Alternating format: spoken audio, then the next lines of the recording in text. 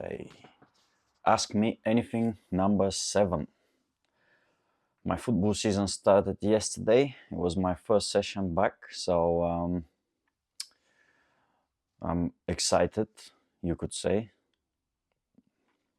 I have one new squad that I'm taking. So for anyone that didn't know, I used to have 2 under 16 squads, so A and B.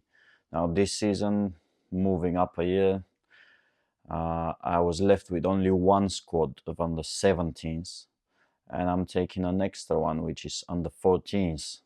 So I've got a new squad, new set of players, and we're ready to go. Get going again. Feels weird because I've been with the same group of players for 5th year now. It's gonna be my 5th year with that under 17s team. So it feels like I'm starting over, but nothing is the same. So what I'm gonna start with feels appropriate. Not only feels appropriate. Let's not start negatively. Feels. Ignore feels. It is appropriate. I'm gonna start by going over the principles of football. So principles of play. Football, as any other thing, has principles. As like the principles, or if you want to call them laws of motion. Every reaction has its opposite. Blah blah blah. For every action, there is an equal and opposite reaction, and all the rest. This was like third law of motion.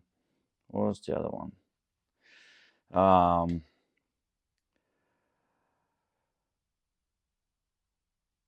Yeah, a body wouldn't move unless it was pushed or something along the lines. Anyway, I'm not gonna go into physics now.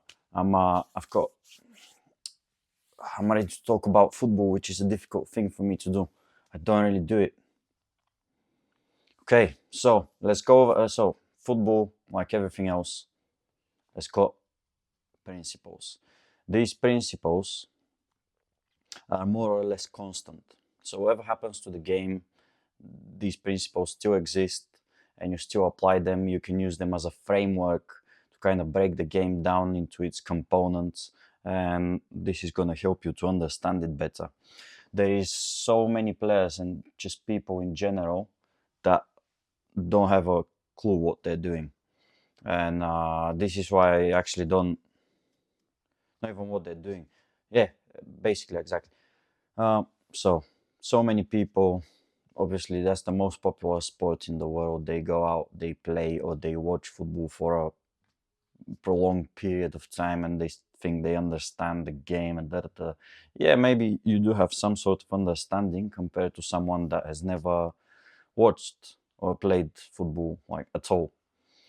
But it's a false sense of confidence, if you ask me.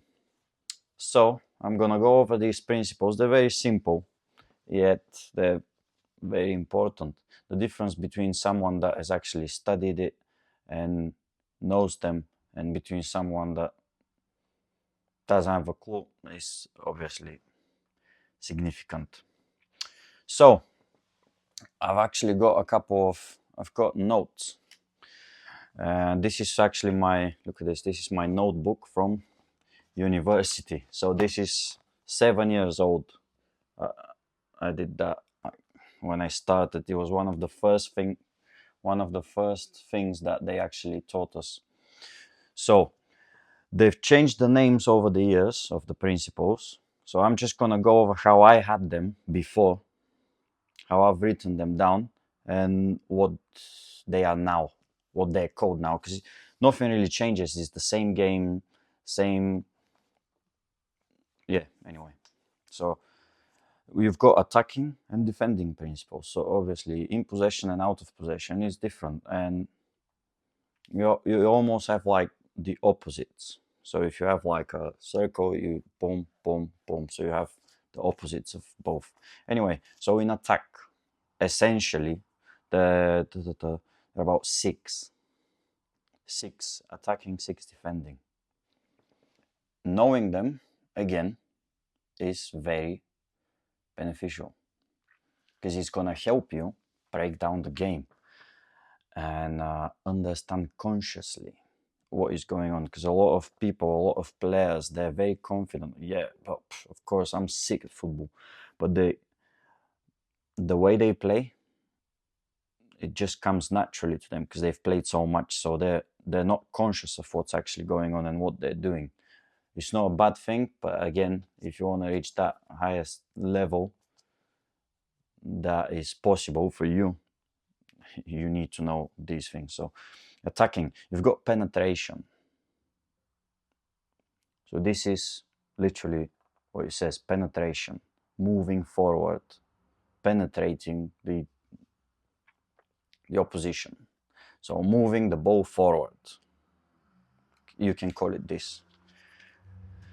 Movement, obviously when you're attacking, you need to move, and I'm just going to go over the words and then I'm going to go into explanations after I read you how they've been what they've been changed to now. So penetration, movement, creativity, width, support, and dispersal.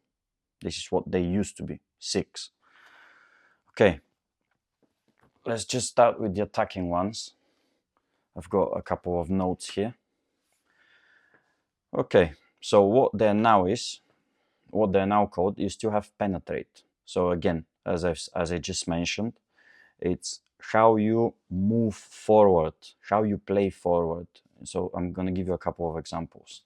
How can teams penetrate? So penetration, you can use dribbling to penetrate. So you're moving forward, how? Dribbling. You can move forward, how? Passing. Obviously different types of passing. You can play short passes on the ground. This is how you move forward. You can play through balls. You can play long balls, whatever you want to do. How you do it, where you do it on the pitch, so pitch geography, whatever they call it, and all this. So penetration, very important. This is obviously, yeah, simple. Second, get creative, they call it. Creativity, again, the same.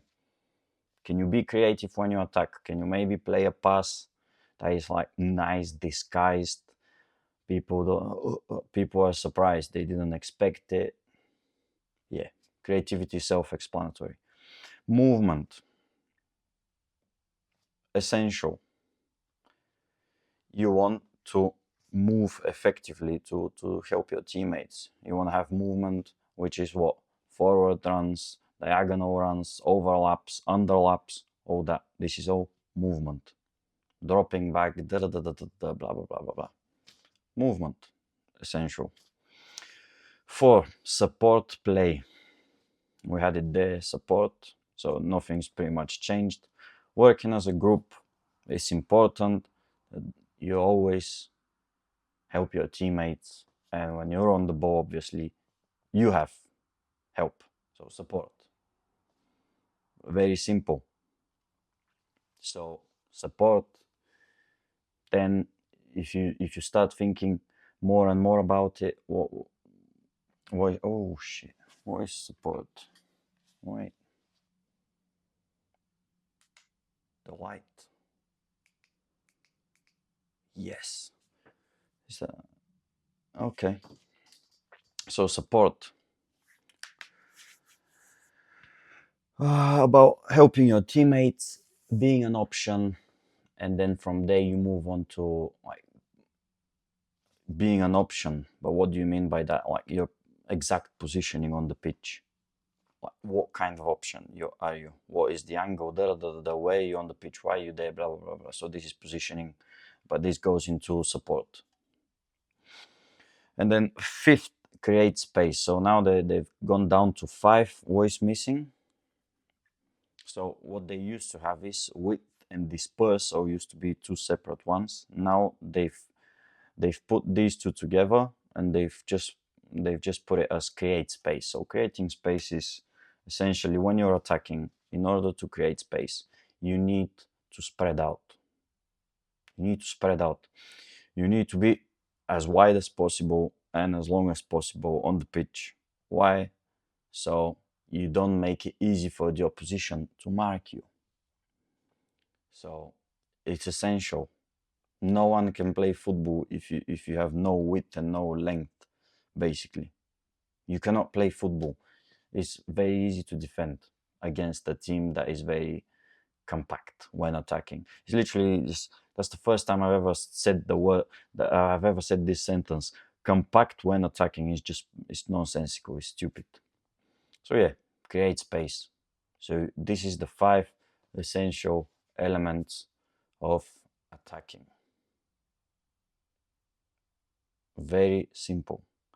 But obviously now that you know them, that you're aware of those things, when you watch the game, when you watch a game, you can start breaking the game down, and you use that framework to put what you're seeing, you start putting it into those sections. So you start breaking everything that you see into those principles that you now know. And then after the game has ended, you're like, okay, let me think about penetration. So how does this team go forward? Blah, blah, blah, blah, blah, blah, blah. And then you've got, how do they create space? What do they do? Blah, blah, blah. How do they support each other? So when this guy's got the ball, how does that team play? So this guy goes there, that guy goes there, blah, blah, blah, blah, blah. And all those things. But you can break it down. You've got the framework. It's much easier compared to you just watching a game. You're just seeing like 22 players running around the pitch, and you're like, they're just chasing the ball. What are they doing? And what I've noticed is with most people that don't have like, they haven't really been educated, let's call it that, in football. They're so obsessed with the technical aspects. Like everyone can notice the technical aspects of the game, but that's about it. But technique comes, obviously it's essential. How do I phrase it? Technique is really important, but it's never going to be enough if you're not doing these things right. So these are the foundations, fundamentals. You can say it's 50-50. Obviously you can't do any of those things if you have no technique, but then you're not gonna win with all the technique in the world unless you can do some of that. No, you can do, but unless you apply it intelligently within this framework, if that makes sense. So that was attacking. Attacking is quite simple, and attacking just in general, like when you're in possession, just attacking comes more naturally to everyone. You just want to score a goal, you'll find a way. It's not that complicated. Pretty much every person can play a through ball or play a 1-2 or make a run without knowing much, just like it just comes naturally. Or take a nice shot, score a goal, beat a player. Okay, it's very simple, very easy. Yeah, but now the difficult part, which is defending, which is the most overlooked and which annoys me the most when and it's exactly why I don't really argue about football, and I don't really talk about football.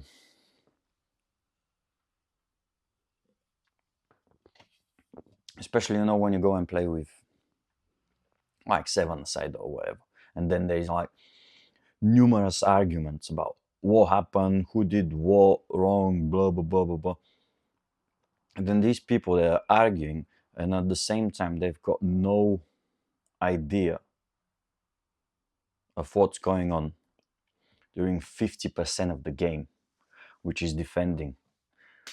And this is just funny to me. I just kind of laugh a little bit to myself, and just say nothing. So sometimes I come across as very silent. I just don't want to engage in this. Oh, Jesus, whatever. Anyway, so defending principles. Delay, and this is how they used to be. So it's from my notes from 7 years ago. Delay, deny, balance, compactness, depth, and then control and restraint. This is comes as one. And now what they changed to. So delay is still there. So as a defender, what do you want to do? You want to slow down the attack. You want to prevent the other team from going forward. This is like your first priority. Stop them from going forward, limit their options. Okay? Then second, you've got press. This is the new terminology, press. So can you press the person? Can you put some pressure on them and maybe win the ball? Get a tackle, get an interception, something. Okay? So pressure, press, pressure. Press and pressure, to be fair, is two separate words. You can put pressure on someone, but that doesn't mean pressing. Pressing mostly is used when you do it as a team. Pressure, you can apply pressure by yourself, if that makes sense. So anyway, I don't really like that word, to be fair. I liked it better the way I was taught like 7 years ago. Anyway, it's not the end of the world. So yeah, apply pressure to the player with the ball, makes it harder for them to attack. So try and win the ball if you can, obviously intelligently. Don't take unnecessary risks. Third, be patient. So patience, very important. So this is kind of, I feel like they've put control and restraint into be patient here. That's what it's called now. So patience. Take your time to make the right decision. Okay, don't make stupid decisions. Don't rush your decisions. Okay, slide tackles and all this. You know why you don't see slide tackles anymore? Because it's very risky. People and defenders are becoming more intelligent. They take less risks because they've understood, they've been coached that it's not worth the risk going for a slide tackle. Because if you're beaten, then you're out the game. You're not getting back. Okay, you're not making a recovery. Slide tackle, boom, you're out. If you at least stay on your feet, then maybe potentially, even if they beat you, you can just turn and go back, get back and help. So trust your teammates. Don't trust your teammates to be able to slow the attack down, so you can get back and help them. So that's patience, making good decisions. Being patient is very important. Nothing stupid. Don't rush and dive in and all these things. Be intelligent. Remember, the priority is to slow them down. Slow them down, limit their options. This is like the main priority. So many people just diving into tackles, which it's stupid. And even when you play, even when I play, because I'm very patient defending, very patient. I'm like, you know what? I don't really need to get a tackle. As long as you're not moving forward, you're not passing the ball behind my back, you're not. I limit the opponent's options so much that they just end up passing to the side. I'm like, you know what? I'm just gonna give you like an extra meter. You're not gonna get past me. You're not gonna be able to take a shot, and I'm like 90% certain that you're not gonna play a forward pass.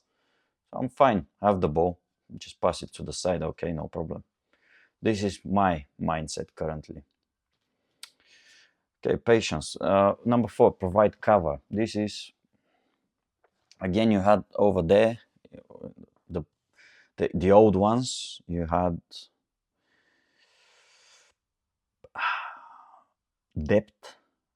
Yeah, depth. Okay, so provide cover. This is one of the most important things that defending in defense.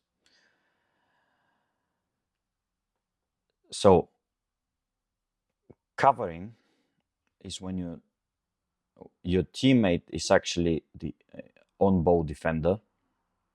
You can see him, and then you need to position yourself intelligently and correctly. This is difficult. You need to be able to position yourself at the right distance the right angle, so you close enough to be able to stop the attacker or to get to the attacker if he beats your teammate. But you're not too close, so that if the guy maybe takes a big touch, he beats both of you with just one move, if that makes sense. So cover is very important. If you look at games, look at the wingers, they don't really dribble much nowadays. Why? Because the defenses have much better shape and structure. So when the defenders are so much better structured and positioned, it's discouraging for the wingers to go and dribble. So when I watch it, I see so few players dribble. Why? Because they're waiting for the perfect opportunity for them to get like a 1v1, like a little bit of an isolation. So the cover hasn't arrived yet. So they see, oh, I've got just this one defender, and they go and they will pass them. This is for most players. Obviously, you still have a couple of players here and there that are just like exceptionally quick, that have like the green light, like go and dribble every time you get the ball. So just because of cover, this is something that you don't really see when you watch the game. You don't notice. You ever watch the game and you go, oh, look, this guy is providing the way he covers his teammate is like perfect. No one says that, because no one says that, no one notices it. And then, but this has impacted the game massively. So much less dribbling because of that, and obviously other tactical changes. But the shape of the defense and just the defensive discipline that teams have nowadays, that's why you don't have much dribbling, because it's not worth it. It's not worth the risk, because the other team is gonna be at the right place at the right time and they're gonna stop you. That's why. So cover, essential. And then so many people, they don't understand it at all. Not at all. Be compact. So stay close together. When you're defending, your goal is to be close together. Why? In order to not allow the opposition any space. When you have space, you're dangerous. If you can take away the space, especially in the danger areas, which where? In the center. So the central areas are the most dangerous, because you score the most goals from the center. So be compact, stay close together, don't give any space, and move as a unit. Move as a unit. Tum, tum, tum, tum. No gaps, nothing, airtight. Boom. Compactness, essential. Again, so many people, they don't really know what they're doing. They're getting dragged out of position. They're moving here, there, everywhere. They're going where they're not supposed to go. Just why? Because they don't understand. They don't understand that the most important thing is the space, it's not the people. That's a good sentence. Space. It's all about space. Okay? I don't need to mark someone. Let's say if I'm a left back and the guy that's supposedly going against me, the right winger or whoever, is all the way back in their half, and we're defending like in front of our box, I don't need to go to get to him to mark him. Oh yeah, but that's my guy. No, I'm just gonna go and mark my space where I'm supposed to be. I'm gonna be close to my center back, nice and tight. I'm gonna be close to my center mid. Maybe he gets beaten or whatever. Blah blah blah blah blah. I'm gonna be there. Don't need to go and close to that guy just so. Oh, they're passing the ball. Why are you not there? Blah blah blah. Just chill. Well, that's an exaggerated example, but you get my point. Then you have number six in defending is get the balance right. So players move together. You don't get too stretched out. Okay, you don't get too clamped up in a tiny area of space. What does that mean? Yeah, in a tiny, tiny area. You just have perfect balance, perfect distancing, you're nicely spaced out. You don't get too close together, you don't go too far apart. Simple. So essentially, these are the principles of the game. Use that framework when you watch the game. Makes it much easier, and you start seeing things. But you need to know what you're looking for in order to see it. Otherwise, it becomes very difficult. It's difficult to see something that you're not looking for. So yeah, and then obviously from those principles of play, this was just like a very brief and superficial overview. I'm not gonna go into too much detail because I can talk here for hours. But yeah, this is like the foundation, and then on top of this, you start building everything else. Okay? You design your sessions, you do this, you do that. Out of all those things, like let's say just defending compactness. If you go and try to coach compactness and explain it, you know how many sessions like that's gonna take? Tens, hundreds of sessions to get it just right, to have the distance spot on. That's the difficult part.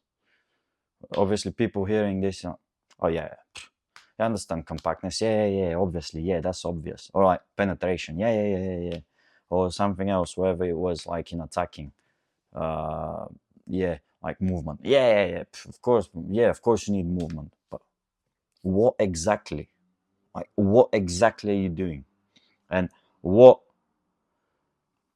let's say, what part of this principle goes together with what part of this principle, if that makes sense. So obviously on all those principles, imagine a spectrum. Let's say imagine a spectrum, a team, so create space. Let's just use something,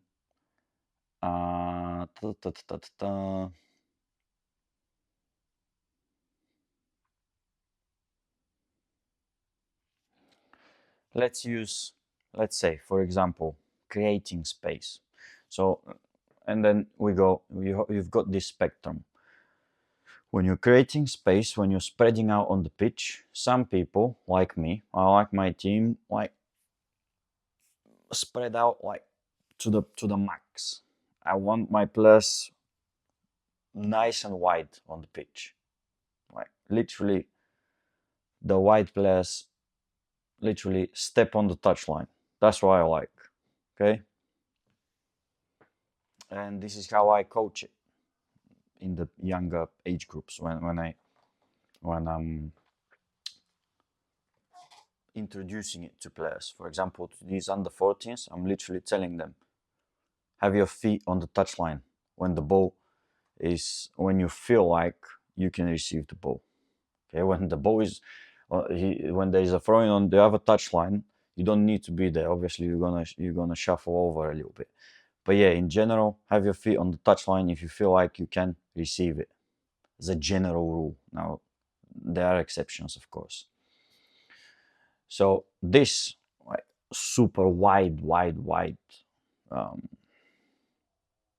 setup, you need to think about how am I going to defend, what is my formation, blah, blah, blah, blah, blah, blah. Because you cannot want your players to like be super wide, ultra wide, and then play a formation that has like, I don't know, like I'm just going to give you some old school formation, like a very narrow diamond 4-1-2-1-2.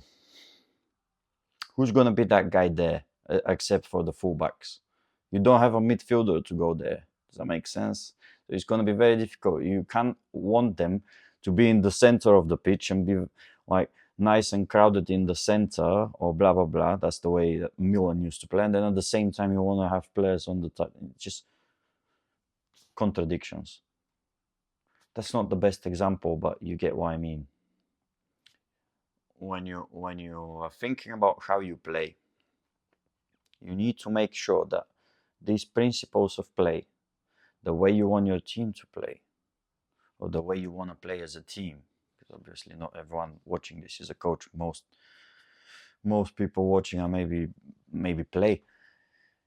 You want to make sure you understand what you're doing, so you don't try and do two contradicting things. So you can't have your attackers press and at the same time your defenders drop back. It's just literally two actions which are the opposite to one another.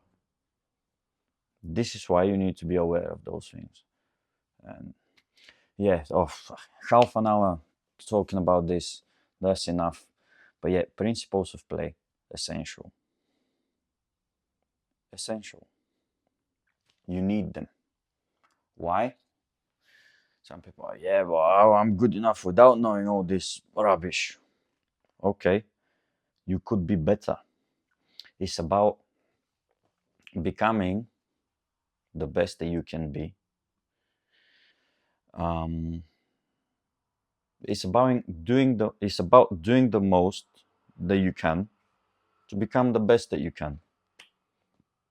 You can be excellent without all this, but if you know it, maybe you just get that extra edge. So that's what it's all about. Just doing everything that's in your control. Then you can sleep well at night, knowing, yep, done everything I could. I'm learning. I'm always learning, always pushing forward. So that's it. Okay.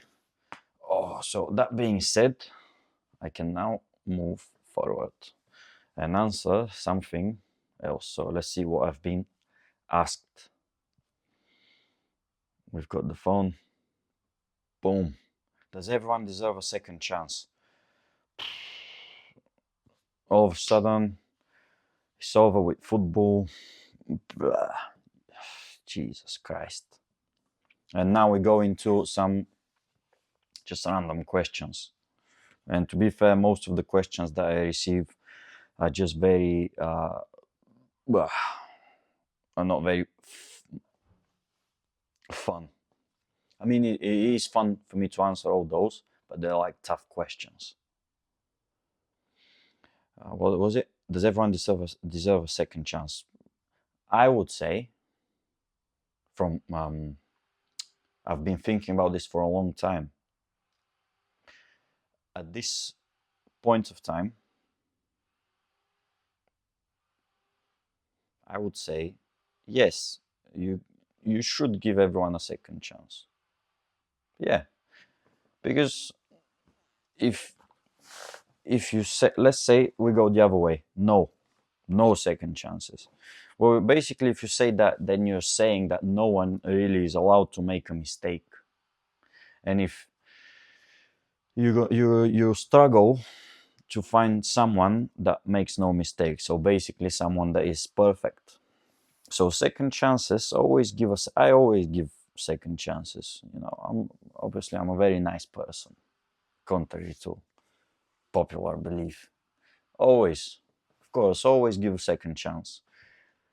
Maybe even a third chance. It depends on your relationship with that person. I could be willing to give like a third chance to someone, to be honest. Yeah. You make a mistake, okay, no problem. You make a second mistake, not you make the same mistake for a second time. Obviously, again, depends on the severity of the mistake. If it's something horrible, like if you get a girlfriend, he cheats on you, or maybe for some of you it's he. You get a girlfriend, she cheats on you, then you take her back, and then she cheats on you again, and then you take her back again, then you're just an idiot.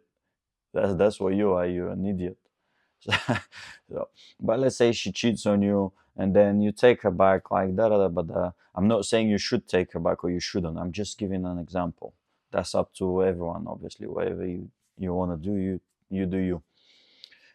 She cheats on you, and then she does something else. It's not cheating, it's something else, but it's like big deal to you. Then you have to decide. Okay, if it was me, I would start thinking, okay, how long have I known this person for? Usually, what I personally do is, the longer I know someone, the more chances I would give them. If it's someone that I haven't really known for a long time, I'm like, don't care, goodbye.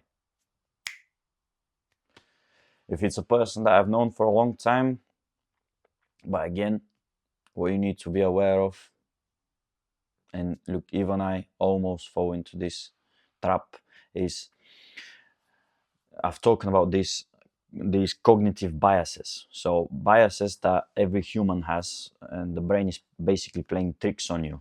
Is They're not the most rational, but the brain still does it. Why? Well, it just does it. It's called, I think, sunk cost fallacy. So you tend to hold on to something much harder when you've invested a lot into it, even if it's not rational. Like, yeah, like, okay, I'm losing money from this investment. But I've already put so much. I shouldn't sell. And you keep holding on to it instead of like, you know what? The logical and reasonable thing to do right now is to sell. Accept the losses and sell now. Like maybe I only lose like, let's say, £100 or whatever it is. But you're like, oh no, but I've already put like 5,000, blah blah blah blah. And then you keep holding on to it, hoping that it's gonna go up, although everything shows you that it's not. And then you just end up losing everything because you didn't want to lose 100 because you've invested so much. And you hold on to things for longer than you should have. So yeah, because of you're attached to your investment, to what you've put in, and it makes you irrational. So what I just said, if I've known someone for a longer time, maybe I give them more chances. Is this a little bit a case of this bias? Maybe, but this is what I would do. Obviously, my counter argument to myself would be, you've known this person for a long time, so over time, the longer you know someone, that's a longer period of time that they're allowed to make mistakes. You can't expect someone that you've known for 10 years to only make one mistake in 10 years. Of course they're going to make mistakes. So to make sure that I'm protected from that cognitive bias, and then from the opposite, which is like being too nice.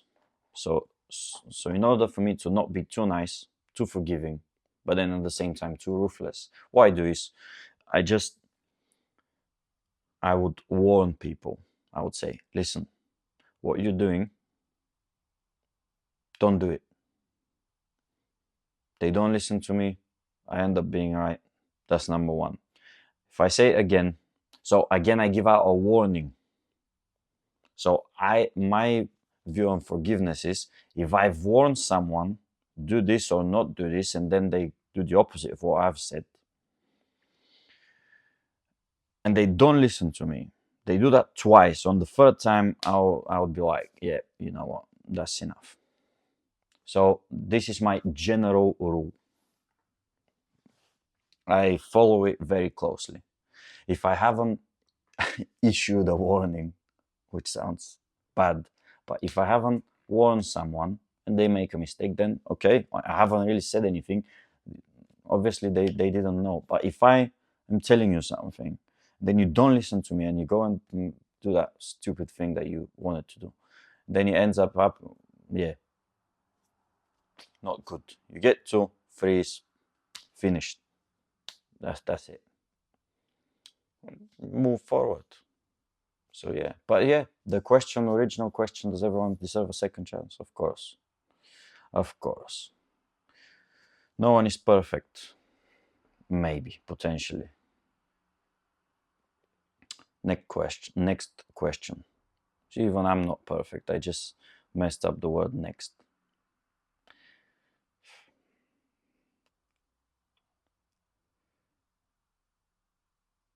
If you could know the absolute truth to one question, what would you ask? Oof.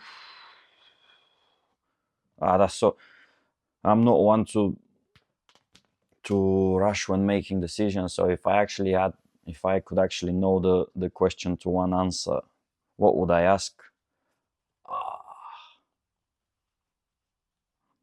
To give my best answer to this question, I need to think about it for like a week, so I don't rush my answer. But I'll give you like an answer now. If I could know the absolute answer, I would ask something big, maybe. So it's 50-50. Obviously, option one is you answer something about yourself. Maybe, when am I gonna die? That's a good question. Another question, I don't know, maybe am I gonna have kids or something like this? Or how many kids I'm gonna have? Maybe that's a good question. So that's the first route that you can take.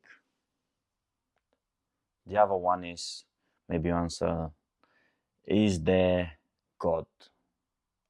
But that's it depends on the person answering. Because if I answer is there God and they give me like an answer, what is the answer about? Like, what kind of answer are they gonna give me? Are they just gonna say yes? But how am I supposed to know what God is? You know what I mean? So I would ask, maybe, is the universe, I would ask, is there nothingness? Or maybe, is the universe, did the universe have a beginning? That's a If I can get the answer to that question, I would be remembered forever in the history of physics. So yeah, I would maybe ask that question. That's a big question. This question changes everything if you can get the answer to that. If you want to know the absolute truth, yeah, if there is such thing. But yeah, I would ask. That's my question. I would ask: did the universe have a beginning, or did it just always exist? Or obviously, by did it always exist, I mean, is it like a infinite circle? However you want to see it. So obviously, one of the better theories out there is that the universe goes through phases. So it's basically like a circle of expansion, and then it goes back in, then keeps. So it's like keeps pulsating. So expand, Big Bang, boom, everything expands, then goes back in, then boom again, and then back, and then again. So yeah, I would ask yeah, it's just fascinating, all those things. I just love physics. It's it's amazing.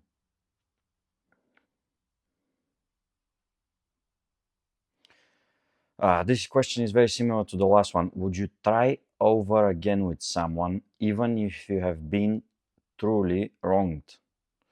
This is very similar to the last question. I don't. It depends. It depends. Maybe if let's say if I'm 50 and I've had let's say I've had a wife for like 30 years and then she does something really bad.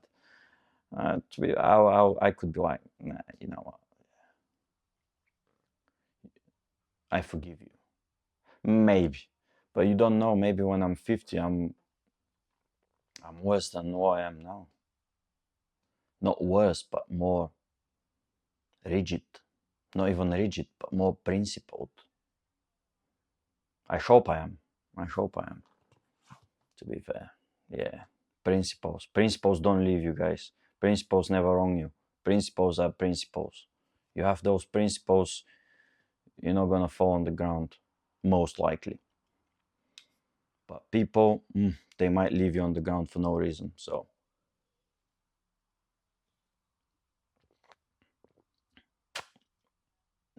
yeah, that's my answer to that question. Maybe. Probably not. The better answer is just you say no. No, move on. Have confidence in yourself and be strong enough to just to move on. Okay? If at the end of the day, if someone cared enough, you wouldn't do that. Maybe if someone's like truly damaged, oh, they do something stupid, and then you feel blah, blah, blah. But then it's just difficult. But you know what? No. The more people say no, and the more people stick to their principles,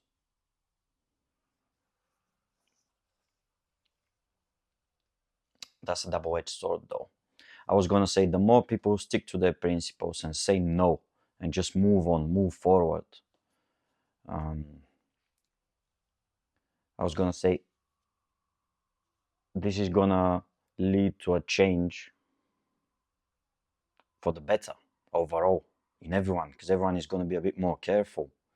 But no, it isn't, because that's what's kind of happening nowadays. Because everyone doesn't want to work hard in a relationship to build it and to make it work and to actually make an effort to get along with people. People are not willing to do that. Why? Because they're like, you know what, I'm just gonna find someone else. Don't care. Yeah, just find someone else. But that's it. And that's why you don't really have many families nowadays are not so common, like good old-fashioned families, proper old school, nice solid family together since young.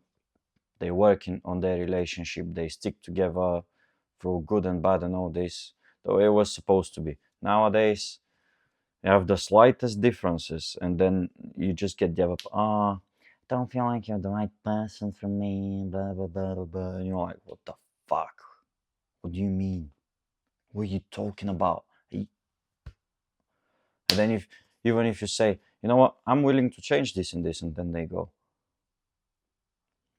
yeah, but I don't want you to change yourself for me, you should be who you are. What the fuck? Oh, this is absolutely stupidity to the fullest.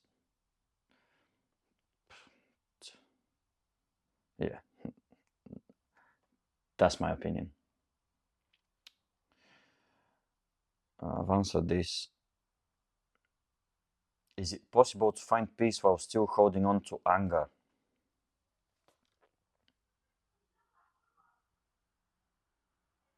Yeah, I would say yeah. Yeah, definitely. But to be able to get to this point is gonna require a lot of work, because you need to kind of compartmentalize your emotions, kind of be able to separate them. Anger, obviously it depends on your definition of anger. Anger for me, it's like you've got like intensity, very high intensity. You've got a part of you that is very, very intense, like ready to go. Oof. Just anger lets you access it, if that makes sense. Just think about what I'm saying. Yeah, but you see, all these things, it's all about breaking down these emotions. So compartmentalizing, breaking them down, analyzing them. What exactly is that I'm feeling and why? But you need to break it down very deeply. So anger, look at if I try talking about anger, what exactly am I talking about? Look at what I just said. I said, to me, it's like everyone has this intensity inside, almost everyone. I hope everyone does. Some people don't really show it, but it's like drive. It's a drive. It's like fire. You can call it fire. And to me, that feels like anger. But at the same time, I'm not really angry. But then, if you get angry, not that I get angry, it's like nearly impossible for me to get angry. But let's say someone gets angry, you get a glimpse of that inner fire. That thing is in there. But then anger is like just is the door. Boom. You open the door, oh, and you see that fire. Does that make sense? So I feel like everyone's got this inner drive, fire, anger, whatever you want to call it. It's just about accessing it. For some people, they allow other people to access this by getting angry. For me, I just keep it in. I know I have it. But then I've learned to not to allow other people to access this, but I've got the keys. I can access it. So if you want to call that fire anger, okay, if you ask me, I would call that door that you're opening, I would call this anger, and I would call this fire. But then again, we end up like in a philosophical discussion about what you call this and that, about naming things. But anger, yeah. So my answer to the question, is it possible to find peace while still holding on to anger? I hold on to anger. Like, I remember everything bad that has ever been done to me. I remember it.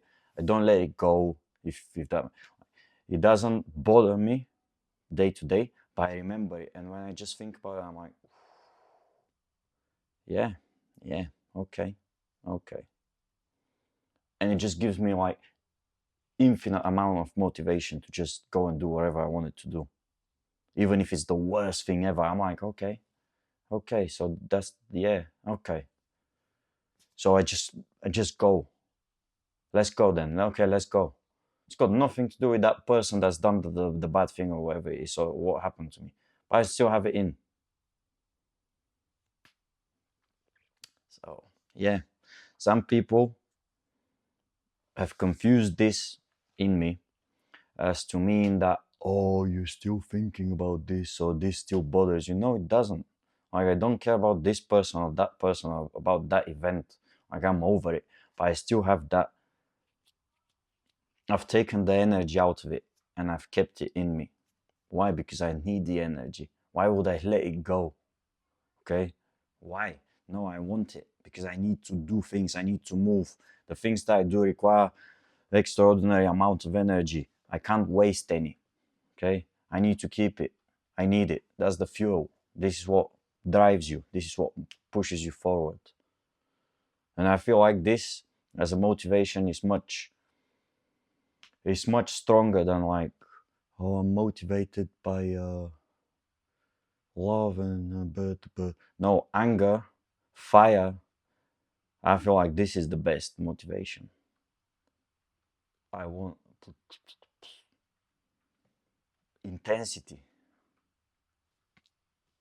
Intensity. You're motivated, but by at least me personally. Maybe this is the type of person I am. Maybe there is someone else that is completely different. But I am motivated by negative things. Just when I see something negative, it just fires me up.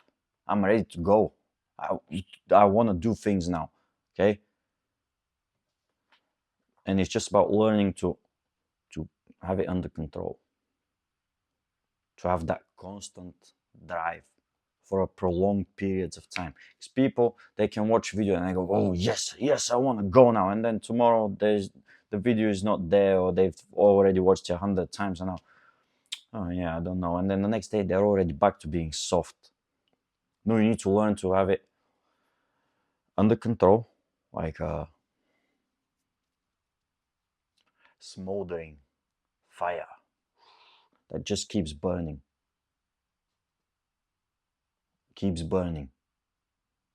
constantly. It doesn't go away, doesn't go off. It's about control, learning to control and breaking down those things. Okay, last question, 55 minutes in.